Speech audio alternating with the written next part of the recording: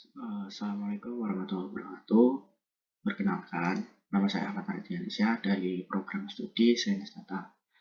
Di sini saya akan menjelaskan tentang riset kecil saya dalam matkul statistika lanjut untuk eksplorasi data menggunakan Python di dalam ekstensi Jupyter Notebook. Nah, di sini saya menggunakan data berupa data COVID-19 di Indonesia. Data ini saya dapatkan dari webnya BNPB. Di situ tertulis update data-data pada setiap harinya. Nah, setelah saya download, nah ini untuk import datanya itu menggunakan library-nya itu namanya Pandas. Nah, untuk scriptnya import Pandas as PD. Jadi nanti library Pandas itu dipanggil sebagai PD. Nah, ini datanya saya beri nama variabel data. Setelah itu saya tuliskan pd.read_csv. Nah, csv ini merupakan bentuk file dari data yang sudah saya download tadi. Nah, untuk yang di dalam kurung ini merupakan nama data yang sudah saya download tadi. Selanjutnya setelah diimport, ini di print datanya. Nah, karena datanya itu sangat banyak, jadinya ini saya print sebanyak 8 paling atas. Oke, setelah itu di-run dan didapatilah hasil dari datanya. Berikut ini adalah data perkembangan COVID-19 di berbagai provinsi di Indonesia. Nah, selanjutnya percobaan pertama di sini menghitung rata-rata. Di sini masih menggunakan cara manual, di mana rumus mean atau rata-rata yaitu sigma x per n. Sigma x ini artinya jumlah data, yang n ini adalah banyak data. Jadi rumus rata-rata sendiri adalah jumlah data dibagi banyak data. Nah, di sini ada 3 variabel karena di sini ada 3 data positif, sembuh sama meninggal. Nah, di sini untuk mendapat yang variabel atas itu saya menggunakan rumus sum atau penjumlahan data dari data kasus positif. Begitu pula dengan kasus sembuh dan meninggal. Setelah itu saya print hasil dari penjumlahan itu tadi, didapatilah hasilnya. Lalu selanjutnya menghitung banyak data pada masing-masing data. Di sini ada data kasus positif, sembuh, sama meninggal. Didapatilah banyak data masing-masing itu adalah 35. Nah, setelah itu baru dimasukkan ke dalam rumus. Di sini tetap ada 3 variabel, ada mean positif, sembuh, dan meninggal. Di sini tinggal dimasukkan variabel jumlah data positif dibagi banyak data positif, begitu pula dengan yang sembuh dan meninggal. Lalu setelah itu didapatilah hasil berupa rata-rata dari masing-masing perkembangan kasus itu tadi, di mana kasus positif itu ada rata-ratanya itu 47.013,5, yang sembuh itu ada 42.907, dan yang meninggal ada 1.267. Nah, setelah itu untuk menguji hasil hitungan kita tadi, nah itu menggunakan library yang sudah ada di Python. Di sini saya menggunakan 3 percobaan yang sama dengan percobaan yang awal tadi. Di sini ada data kasus positif, kasus sembuh, dan kasus meninggal. Di sini tinggal dimasukkan saja. Ini merupakan sekedar kata-kata saja untuk menambahi variabel di dalam outputnya nanti. Di sini untuk menghitungnya tinggal dimasukkan nama variabel untuk cetak data yang saya namai data itu tadi. Sedangkan yang di dalam list ini adalah data yang akan kita hitung mean-nya. Nah, didapatilah hasil mean kasus positif itu 47.013,5, di mana hasil ini merupakan hasilnya itu sama dengan hasil hitung manual yang sudah kita praktekkan tadi. Nah, selanjutnya ini caranya hampir sama dengan yang kasus positif. Ini kasus sembuh dan kasus meninggal tinggal diganti nama data di dalam listnya saja. Didapati hasil yang sama juga dengan hitung manual yang di awal tadi. Nah, selanjutnya karena sudah ada 2 praktikum dengan yang pertama ini yang menggunakan cara manual, Yang kedua ini menggunakan library yang ada di dalam Python. Nah, selanjutnya ini menggunakan percobaan yang sudah menggunakan function yang kita buat sendiri. Nah, di sini menggunakan function yang selanjutnya diberi nama rata-rata. Nah, di dalam rata-rata ini ada variabel yang dinamai hasil rata. Di sini ada sum x, artinya jumlah data x dibagi len x, yaitu banyak data x. Lalu kembali lagi ke hasil rata. Nah, untuk memanggil function yang sudah dibuat itu menggunakan rata-rata, dan x-nya ini diganti data apa yang akan kita hitung. Nah, di sini untuk menghitung data pertama, di sini ada data kasus positif, tinggal dimasukkan saja rata-rata data yang di dalam list ini kasus positif. Begitu pula dengan yang sembuh dan yang meninggal. Nah, setelah melewati 3 praktikum itu tadi, hasil dari ketiganya itu sama semua. Jadi dapat dikatakan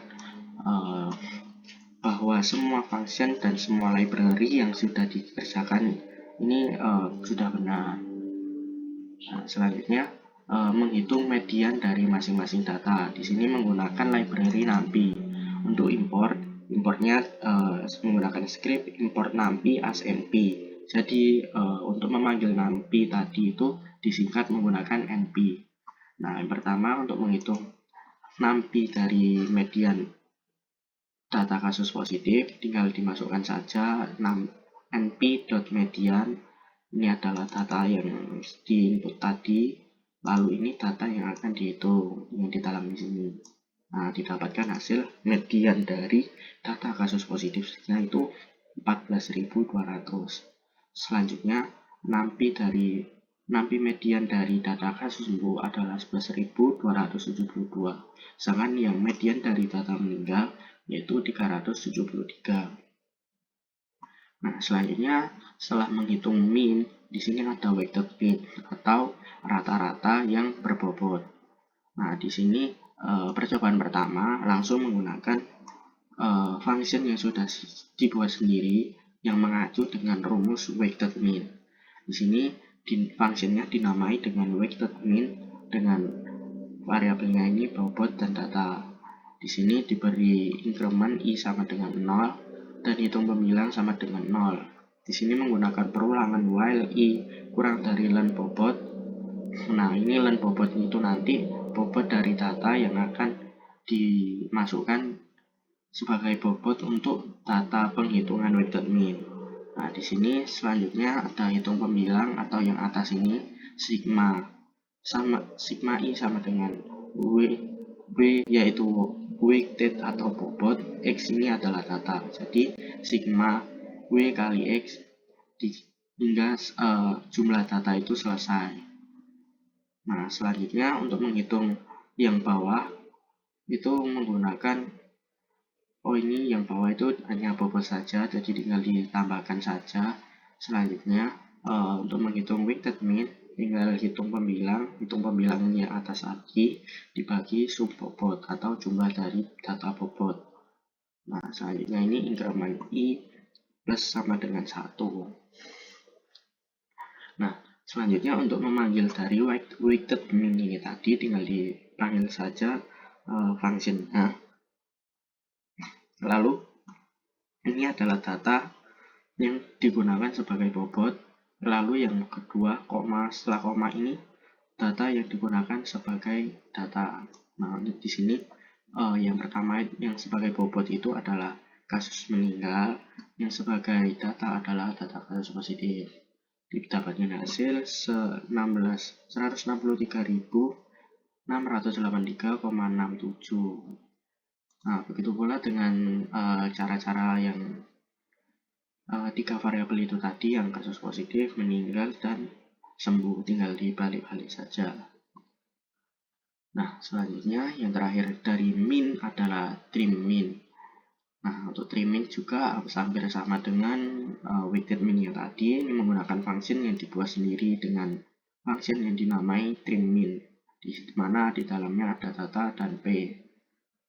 Nah, di sini ada increment i sama dengan 0 dan hitung pembilang sama dengan 0. Lalu di sini ada perulangan for untuk menghitung range dari P ditambah I dan len data dikurangi P. Di sini ada variabel hitung pembilang dan hitung trim min. Setelah itu direturn ke hasil trim min yang paling bawah ini.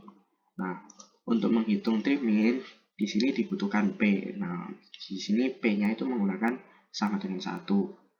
Nah, tinggal dimasukkan saja ke dalam function itu tadi untuk mendapatkan hasil dari trim min. Yang pertama, trim min dari data kasus positif. Di sini didapatkan hasil 49.535,12.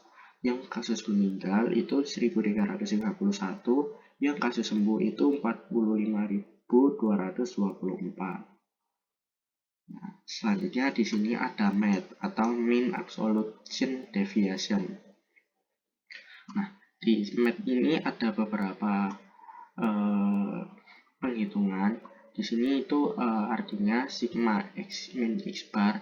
X di sini adalah datanya dikurangi x bar. X bar di sini adalah rata-rata yang di awal tadi dibagi dengan banyaknya data. Nah, namun hasil yang atas ini merupakan hasil dari yang bilangan negatif itu tidak dianggap negatif atau bisa disebut bilangan absolut. Gitu. Nah, ini ada di dalam function math atau mean absolution deviation ini tadi, variabelnya itu merupakan data. Di sini ada increment I sama dengan 0 dan hitung pembilang sama dengan 0. Di sini menggunakan perulangan while untuk menghitung I kurang dari len data. Di sini ada dua variabel, hitung pembilang dan hitung hasil math. Nah, langsung dimasukkan saja dengan memanggil function math dan data yang akan kita hitung. Di sini data kasus positif, kasus sembuh, dan kasus meninggal, dan inilah hasilnya. Nah, untuk mengecek hasil dari function yang sudah kita buat tadi, di sini sudah disediakan oleh Python itu yang namanya library pandas, sama dengan library yang awal tadi. Namun di sini pandasnya itu pandas series, yang itu untuk menghitung dari MAD atau mean absolution deviation tadi. Nah, di sini untuk memanggil dari library-nya itu tinggal di pd.series atau pandas series. Nah, itu dimasukkan data apa yang akan kita hitung. Selanjutnya di sini tinggal di print math underscore data underscore positif, ini merupakan variabel yang tadi. Lalu dimasukkan MAD atau mean absolution deviation yang di atas tadi. Nah, tercetaklah hasil 49.208, di mana 49.208 ini merupakan hasil yang sama dengan hasil yang kita hitung menggunakan function yang kita buat tadi. Jadi dapat dikatakan antara hitungan yang awal dengan yang akhir ini jawabannya sama, dan dipastikan function yang kita buat ini tadi itu benar. Nah, setelah menghitung math, di sini menghitung variance dan standar deviasi. Nah, sebenarnya variance dan standar deviasi ini dapat dijadikan satu karena standar deviasi ini merupakan hasil akar dari variance. Seperti itu. Nah, untuk menghitung variance itu menggunakan rumus sigma x min x bar dikuadratkan.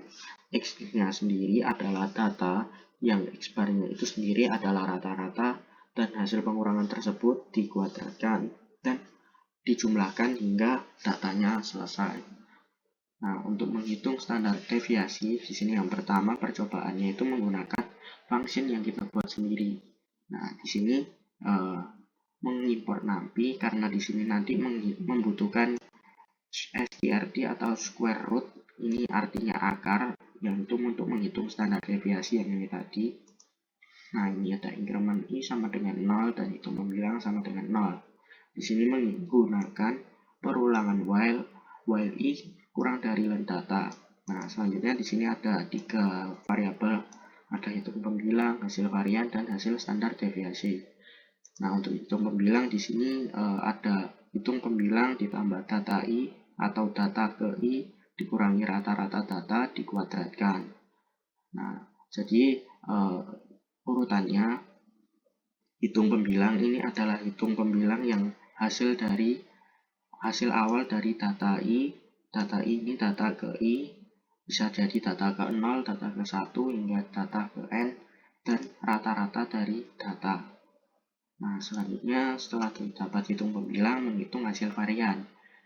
Hasil variannya itu sama dengan hitung pembilang yang atas tadi dibagikan dengan len data dikurangi I.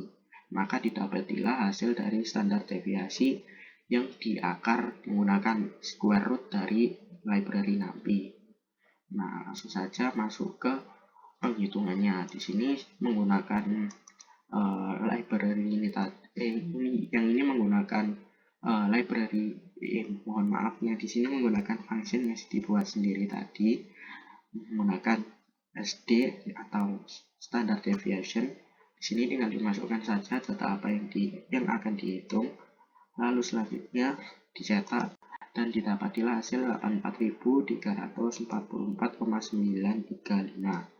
untuk yang data positif. Sedangkan data meninggal itu 2370. Sedangkan yang data sembuh itu 79.125. Nah, sama halnya dengan beberapa penghitungan yang lain tadi, di sini juga ada library dari Pandas yang menggunakan standar deviasi. Nah, untuk menguji function yang kita buat tadi, di sini tinggal dimasukkan saja menggunakan pandas.series, lalu data apa yang akan kita hitung, dan untuk memanggilnya std. std ini merupakan standard deviation yang dari library Pandas. Nah, lalu tinggal di print dan ini adalah hasilnya 84.344,935. Nah, di sini hasilnya sama dengan function yang kita buat tadi. Jadi dapat dikatakan function yang kita buat ini sudah benar. Nah, selanjutnya ini menghitung persentil dari data yang kita hitung tadi. Di sini yang pertama persentil 25 atau P25. Di sini menggunakan library dari NumPy.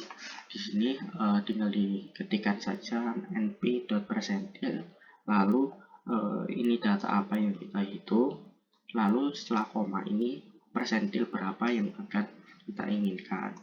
Karena di sini saya menginginkan persentil ke 25, maka di sini ditulis P2 ditulis 25. Nah, setelah itu dicetak print P25 positif.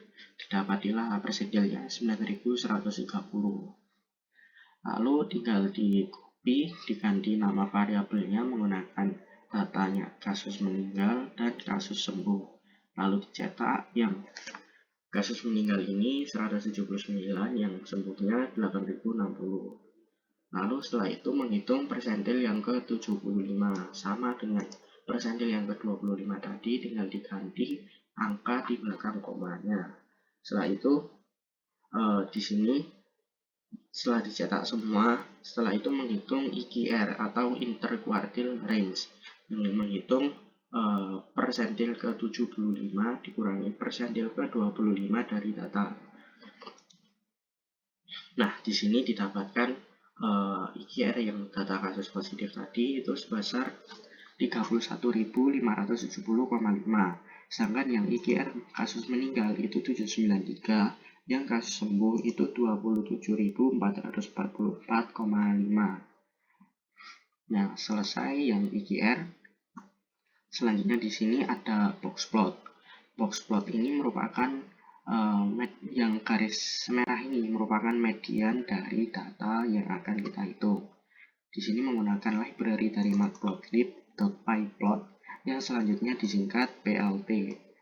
Nah, di sini menggunakan data yang pertama itu data kasus positif, lalu xlabel. Xlabel ini merupakan judul dari box plot yang akan kita cetak tadi. Nah, setelah itu tinggal di print dan seperti inilah hasil dari box plot yang data kasus positif. Selanjutnya tinggal diganti nama variabel datanya dan judul dari box plotnya, yang ini merupakan box plot dari data kasus meninggal, yang selanjutnya ini data kasus sembuh. Nah, seperti itu yang untuk box plot. Selanjutnya untuk analisanya, di sini saya tetap menggunakan matplotlib.python yang selanjutnya disingkat PLT. Di sini menggunakan grafik biasa untuk mengetahui tingkat kenaikan dari kasus positif, kasus sembuh, dan kasus meninggal pada hari itu. Nah, di sini tinggal dimasukkan saja data apa yang akan kita buat, lalu di situ dimasukkan nama dari rata-rata pada masing-masing kasus itu, dan didapatilah hasil dari grafiknya. Di sini kasus positif masih yang paling tinggi, sedangkan yang kedua kasus sembuh, dan terakhir kasus meninggal. Dan dari beberapa hari tersebut itu grafiknya masih cenderung sama. Nah, mungkin seperti itu dari riset kecil saya mengenai statistika lanjut pada eksplorasi data pada materi kali ini. Mungkin dari saya, apabila ada salahnya atau kurang dari percobaan kali ini, saya mohon maaf. Sekian dari saya. Wassalamualaikum warahmatullahi wabarakatuh.